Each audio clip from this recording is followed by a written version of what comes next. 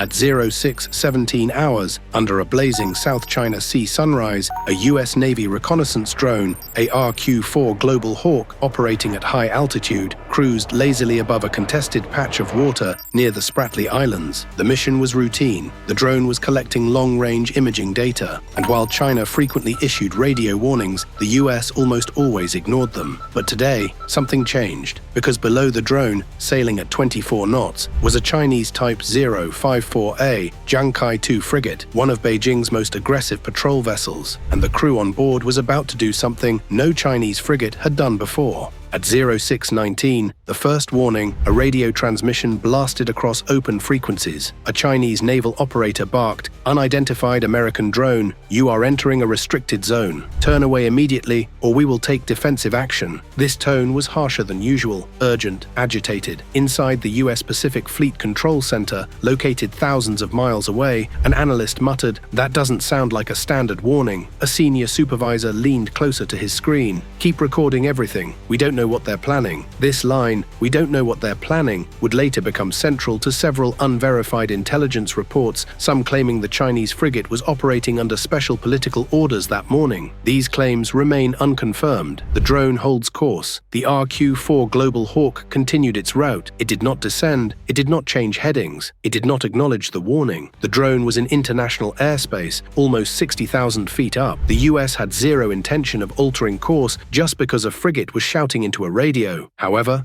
on the Chinese vessel, the mood was growing darker. A junior officer on the bridge shouted, "Target still approaching." No response from the Americans. The frigate's captain frowned. "Bring the air defense crews to readiness, but hold fire for the moment." The second warning, much louder, 06:22 hours. The radio crackled again, but this time the Chinese operator sounded different, more tense, more panicked. "American aircraft, this is your final warning. Turn away now." US analysts monitoring the feed exchanged confused looks. One said, "That doesn't sound like they're bluffing." Another replied, "Or maybe they're under pressure." OSINT chatter suggested political commanders were watching this patrol closely. Again, these OSINT claims remain unverified, but several defense monitors reported unusual communications between the frigate and coastal command centers that morning. The switches flipped. 06:24 hours. The Chinese captain clenched his fists and issued a command that stunned his crew. "Load the HQ-10 launcher. Prepare warning missiles." The bridge officer hesitated. "Sir, firing near a US asset could provoke." "Do it." The HQ-10 launcher, a short-range air defense missile system, rotated ominously toward the sky. 06:25 hours. The missile launch. Every sensor aboard the American drone picked up the change. The infrared feed flickered. The radar spikes lit bright red. And then, rocket ignition. A plume of white smoke burst from the Chinese frigate. "Missile launch! Missile launch!" The US control center shouted, but this was no direct strike. The missile wasn't aimed at the drone. It streaked upward, passed a few miles beneath the Global Hawk, and then deliberately detonated in empty sky. A warning shot, the first in the region's modern history. The US analysts froze. Did they actually fire a missile at us? The supervisor responded coldly, "Not at us, near us." 06:28 hours. The frigate's second salvo, the Type 054A frigate, fired again. This time, two rockets, smaller and faster, streaked into the sky. But these weren't HQ-10 missiles. They were Type 726 decoy rockets used to blind and confuse enemy sensors. Only, they weren't fired as defensive decoys. They were launched directly into the drone's flight path, exploding and spraying metallic chaff upward. The US commander stared in disbelief. "They're trying to interfere with our drone's navigation. That's an attack." Then the radio operator shouted, "Sir, Carrier Strike Group 5 just acknowledged our alert. They're diverting aircraft." The US response was coming fast, and the Chinese frigate had no idea what was about to descend upon it. 06:29 hours. South China Sea. The moment the Chinese frigate launched its second salvo of chaff-blinding rockets, the US Pacific Command escalated instantly. Inside the command center, a comms officer shouted, "Carrier Strike Group 5 confirms aircraft launch, F/A-18E Super Hornets airborne and en route." Another operator added, "The USS Curtis Wilbur is altering course, moving directly toward the frigate." The atmosphere in the room felt electric. The United States wasn't reacting to provocation. It was reacting to a direct attack on its reconnaissance asset. Multiple military analysts observing the incident later described this phase as minutes away from a genuine military engagement. Some OSINT reports, still unverified, claim the US even considered issuing a combat-ready posture to the region.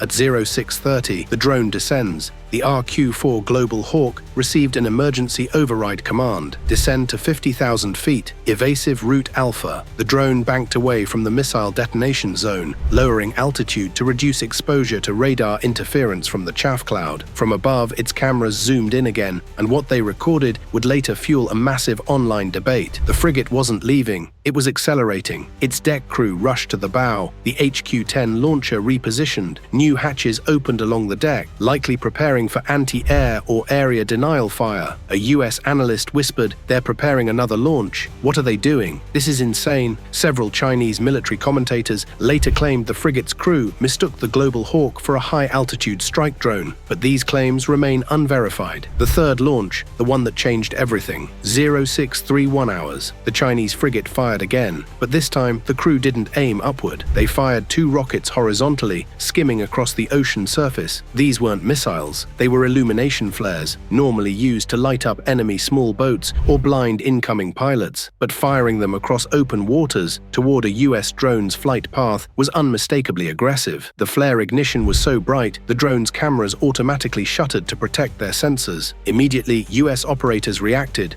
"They're trying to blind the drone. They're escalating again." The control center commander slammed his hand on the console. "Enough. Activate WARDOG Protocol. Send in the intercept package. WARDOG Protocol. 2 A-18E Super Hornets roared over the ocean at supersonic speeds. Call signs WARDOG 1 and WARDOG 2. Their mission wasn't to strike, it wasn't to destroy, it was to send a message so powerful the frigate would have no choice but to back off. WARDOG 1, the lead pilot, transmitted on an open frequency. "Chinese naval vessel, you have launched multiple projectiles toward a US aircraft. Cease actions immediately or you will be challenged." Silence. Then, the frigate's radar locked onto the incoming jets.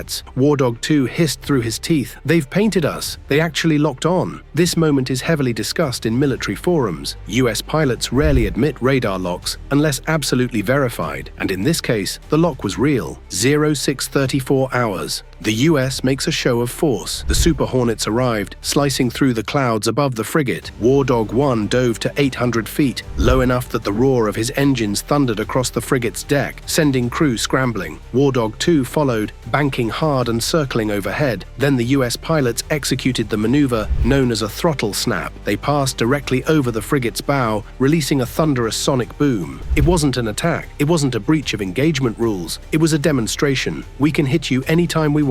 On the frigate's deck, sailors stumbled and covered their ears. A Chinese officer was knocked off balance. The message landed loud and clear. The frigate debates its next move. Below deck, chaos erupted in the Chinese Combat Information Center.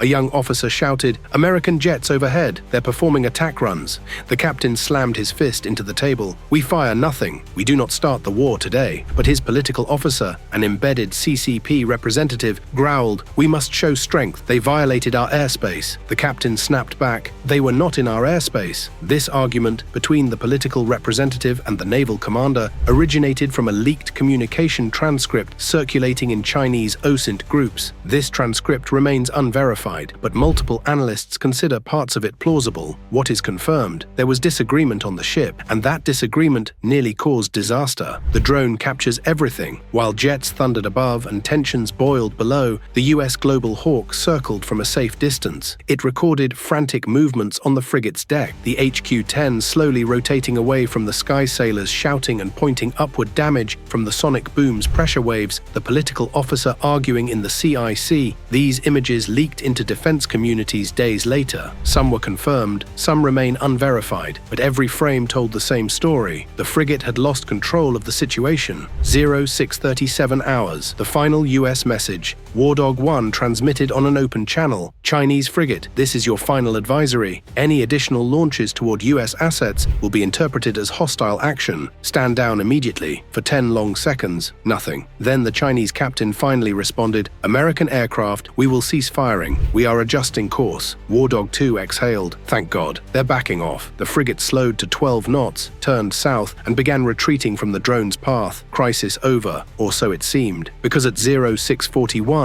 as the drone recorded its final sweep of the area, a new radar signal signature appeared, not from the frigate, but from another Chinese vessel, larger, faster, and approaching rapidly. A Type 052D guided missile destroyer was on the way, and it wasn't coming to calm things down.